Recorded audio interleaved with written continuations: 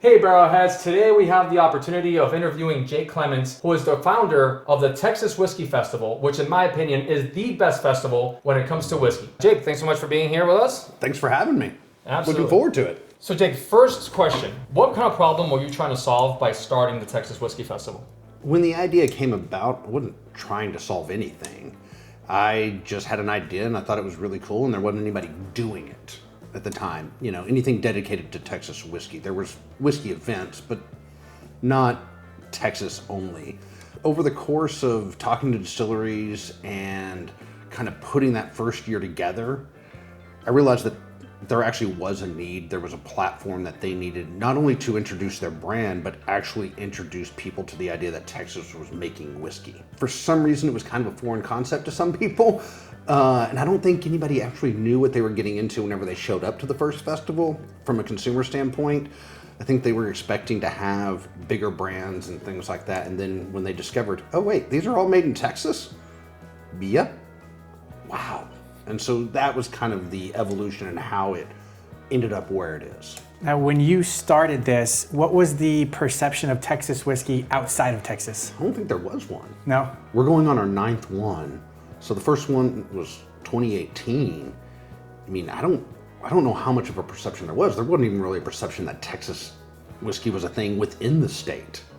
So outside of the state, I'm sure some of the, organizations like Kentucky realized that Texas was making bourbon. I'm sure Scotland realized that, Texas was making single malt.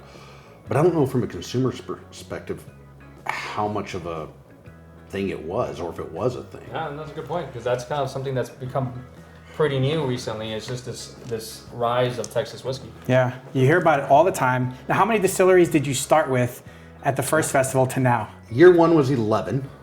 Year 2, we jumped to 22.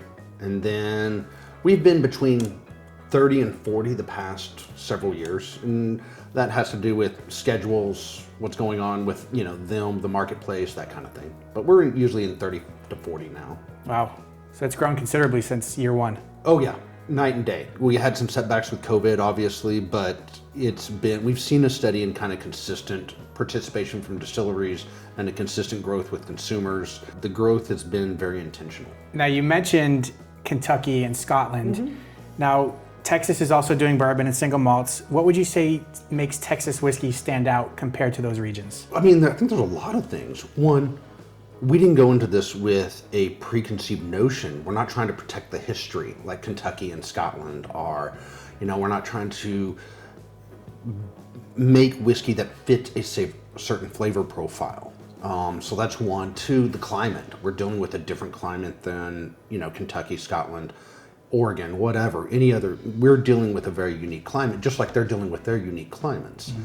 And I think the combination of those things has allowed Texas to create very unique whiskeys. A lot of craft distilleries start with small barrels in a hot climate. Okay, great. Now we're bigger barrels, longer aging, thicker staves, even larger barrels, custom-made barrels. Those are kind of the factors that are making a difference. And Texas is more about, let's see what works. Ooh, let's try that. Let's experiment.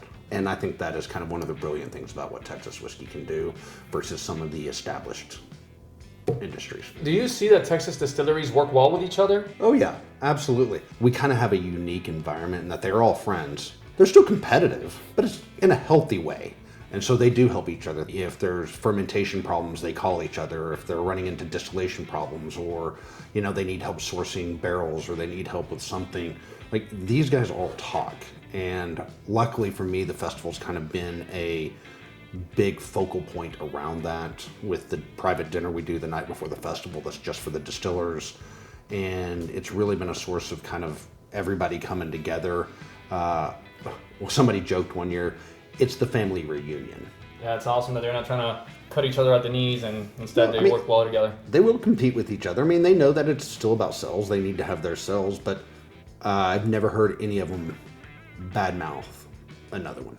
It feels like we just hit 10,000 subscribers, but believe it or not, we're coming up on 15,000 now, and we want to celebrate that with you. So we're hosting another live stream March 11th at 6 p.m. Central. Last time, you guys completely took over the chat, asked incredible questions, and made it one of our favorite nights on the channel. So don't miss this one. Make sure you're subscribed and notifications are on. We'll see you there. What kind of mistakes do you see new distilleries make that the seasoned ones maybe don't? I think that's kind of twofold. If you're looking at a younger distillery, for me, it's not having branded collateral.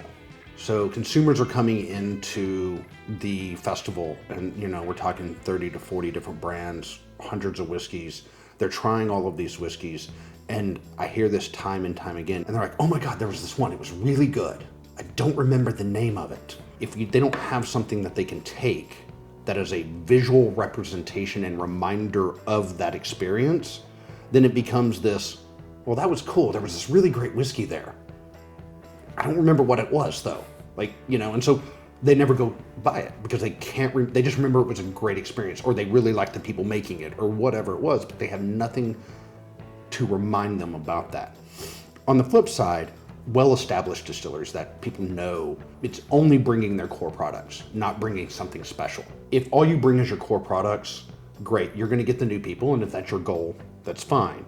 But if you want to still get the people that come to the festivals every year or are very familiar with their brand, bring a special release, something that gets them excited and showcases some of the experimental things that they're doing, and also gives them a reason to go back to the distillery. Like if all you brought is your core product, they can get that at the liquor store. But if you bring something experimental that's a distillery only release and they really like it, great. They're gonna come visit, they're gonna shop, they're gonna do some things, they may even do another flight, who knows? And it's funny you mentioned that, because whenever I go to these whiskey festivals, I always make a beeline to the ones that I haven't tried before. And if it's something that is unique or something that is new, I definitely want to try those first. And that's the one that usually sticks in my mind. Yeah, that's a great example of that. The whole point of the festival is about discovering, exploring, and finding something new. With all that in mind, if you're a new person to whiskey, I highly recommend making a lap or two and checking out all the distillers. Starting with maybe a distiller name that you recognize, you can make decisions on where you want to go from that. But if it's not your first rodeo, like y'all, I highly recommend starting with the curious. If you see something that makes you curious, go explore the unknown and then go from there. You can always go back to your familiars towards the end, right? Now that's great. And as someone who puts these festivals together, what are some logistical nightmares that people don't see when they come to these festivals? Coordination, I guess maybe if I was going to do it in a word, I don't know. There's so many moving parts that go into an event like this. And it starts so long before the actual event happens, right? There's coordination and recruitment of distilleries. We do a blind judging, so it's coordination of figuring out my judges and actually hosting that and coordinating that, securing vendors, whether that's food trucks, security, getting banners printed, whatever. There's just this ongoing list of constant things that are always having to be coordinated. And then there's the day of stuff. The coordination the day of requires so many people to coordinate all of the distillers. When you're talking about 30 to 40, you have food vendors, you've got caterers, we've got signs to be hung, we've got water, we've got all of these things happening, and it takes multiple people. But the really cool thing is getting to watch all of that coordination and all of those moving parts come together in real time. It's pretty actually spectacular. Because once the event starts, it's either gonna happen or it's not. We either planned it well enough or we didn't. And hopefully nobody sees the things that go wrong. But it's a very incredible thing to watch come together. So when the festival is over and you want to lay back, put your feet up, you're tired, what whiskey do you go to? Is it a Texas whiskey? It could be anything, but is there one in particular that you like to go to? Oh, absolutely. It's going to be Texas. There's not a specific one, though. So we have, obviously there's a ton of whiskey out there. It's usually, I just go and pick a bottle. There's not a thought process to this. It is, and I have a rocks glass, not a Glencairn, and it gets poured in there, and I take my boots off, put my feet up, and that's it. Half the time I probably couldn't tell you what it is because it's probably the one drink and then I'm off to bed because I'm exhausted.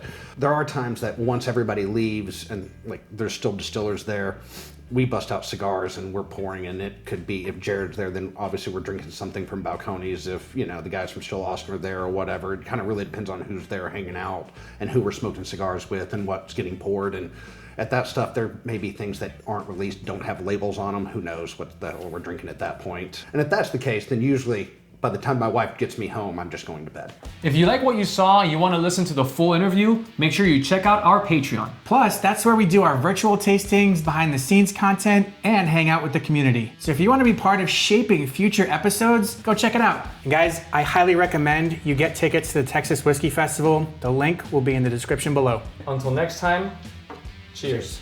Cheers. Cheers, buddy.